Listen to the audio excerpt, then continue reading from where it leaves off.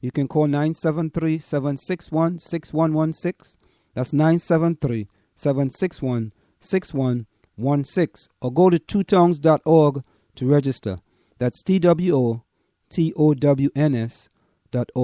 to register. We're going to go for a short break. And when we come back, more music. We'll be right back. News, sports, and opinions. Call us at 973-327-3626 or log on to SoMore.org. You're listening to the South Orange Maplewood Online Radio Experience. Are you looking for a professional logo design for your website, brand, or business? Then we are the company you are looking for. We are professional graphic designers, and with our skills, we will design a perfect, high-quality logo for you. We work with standout concepts, nice contrasts, and color balance. Please let us know your text for use in logo, web address, color of logo that you want. We will design 3 variations of your logo for you to choose from for only $99.95, with 100% refund of your $99.95 if you're not satisfied. We provide fast delivery and professional design. We also design any size web banner ad for $35. Call us at 347-674-1680. That's 347-674-1680. An operator is standing by to take your call. Get into the discussion at 973-327-3626. This is the South Orange Maplewood Online Radio Experience. We want to hear your opinion. You can log on to SoMore.org or give us a call at 973-327-3626.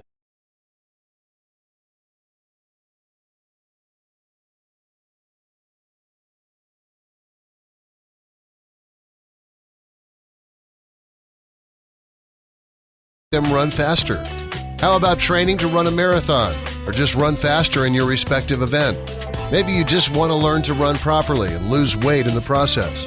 Our trainers, a former 800 meters track Olympian and an 8 times world record holder in Masters Track and Field, will get you there. Don't delay. Sign up today at runningdevelopmentacademy.com or contact us at 973-868-1444. That's 973-868-1444 to learn more.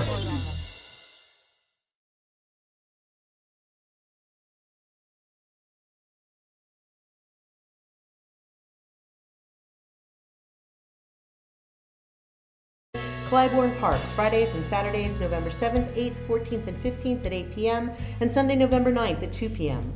Sunday matinee will be sign language interpreted for the hearing impaired.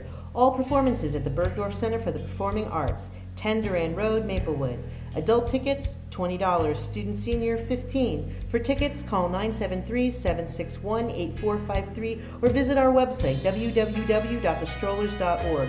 Don't stay at home. Come play with the Strollers.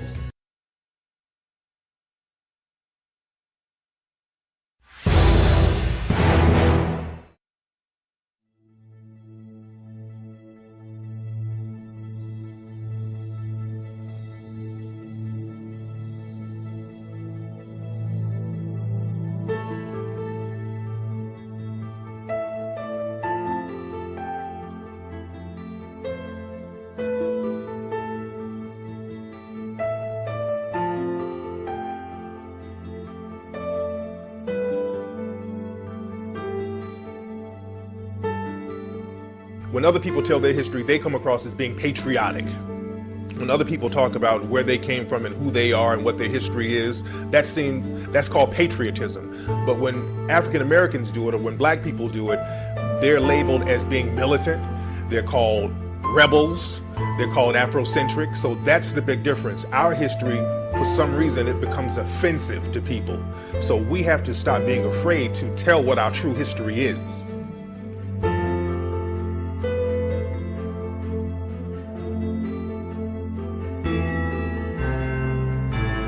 The studies will show that the dominant population here in America especially, and in Europe, have wanted to claim everything for themselves. And so they have made up a lot of stories as they travel to places. And as we know, all of the places that the so-called European or the white explorers traveled, when they got there, black people were already there. Some kind of black people, or yellow people, or red people, or brown people. You as a black man are the root of all of the civilizations.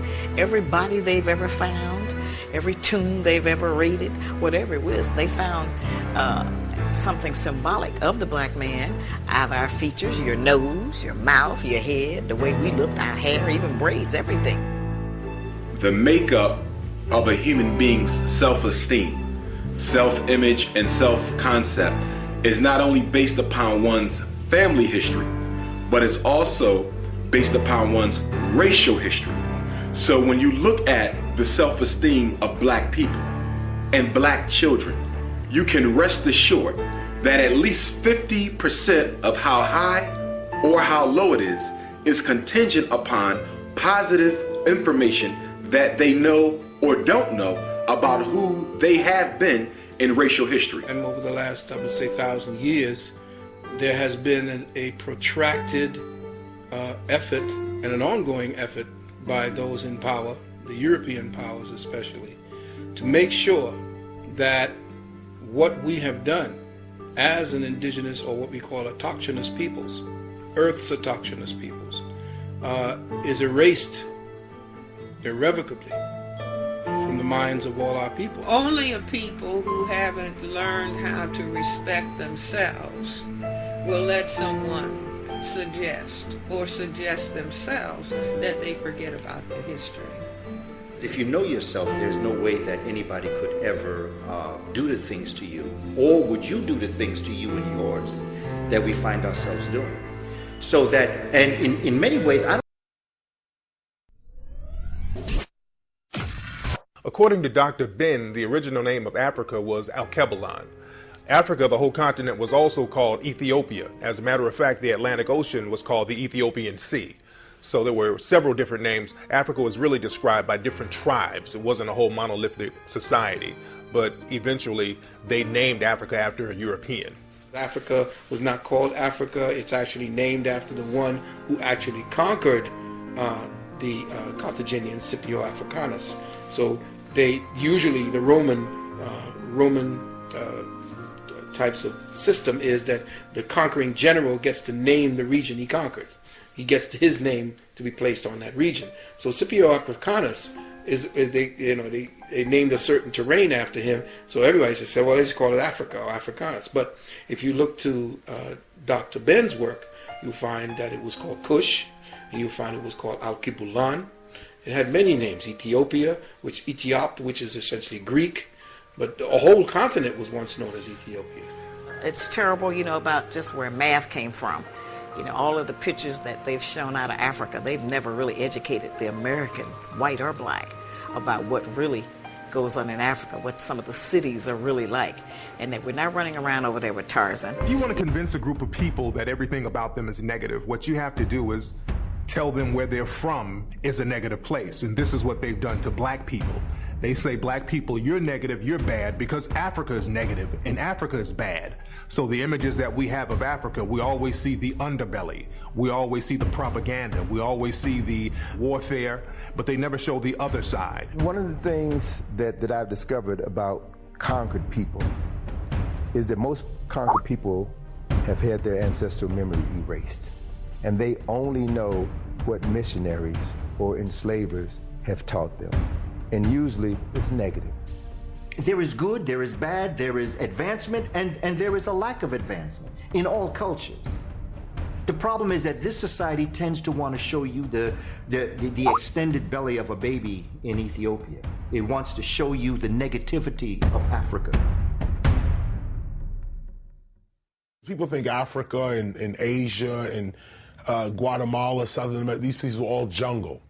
Jungle came after the invasions of European colonialism. Then the jungles came in because nobody was manning the land anymore. Look at the map. Just this map tells you alone that the great majority of Africa is grassland. It shows you right here. It's grassland, no jungle. In fact, the Everglades, by proportion, there's more jungle in the Everglades than there is proportionately in Africa, and that's in Florida. There's more jungle in Europe and in Asia than there is in Africa. Without a doubt, Africa has its wetlands, it has its greenery, some of the most beautiful animal kingdoms in the world. But most of Africa is not jungle. There's more jungle on the other continents than there is in Africa. In fact, you have vast greenlands in Africa, miles, tens of thousands of miles of nothing but flat, beautiful green land. Whenever they show images of Africa, they like to show the hunter-gatherers, the bushmen, the brothers running around half naked with sticks. And that really represents about 1% of the whole population of Africa. As a matter of fact, you have those same hunter-gatherer people up in Europe. There's a group of people called the Sami people who live just like that, who live in mud huts, and they live that hunter-gatherer experience. But you never see any kind of mention of them in the media. You only see the African Bushmen, but you never see the rest of the whole continent and see how people are really living over there.